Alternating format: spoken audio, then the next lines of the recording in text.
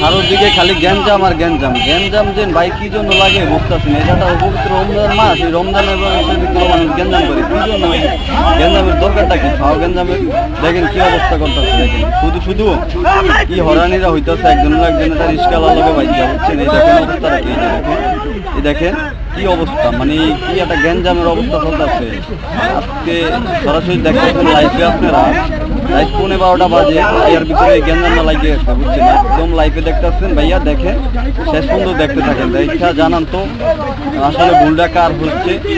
হ্যাঁ, একটা রিস্কাওয়ালা লোকে এই ধরনের ব্যবহার আচরণ করা উচিত না। এই যে দেখতেছেন, এই যে সাদা গেঞ্জিওয়ালা লোকটা, এই যে খুব পাওয়া, এই যে সাদা গেঞ্জিওয়ালা লোকটা, এই লোকটা খুবই পাওয়া দেখতেছেন। এই যে অবস্থা ডাইরেক্ট লাইফে দেখতেছেন না, এই দেখেন তো ভাই, এটা সবাই তাদের শেয়ার করে দিতে, মানে সবার কাছে শেয়ার করে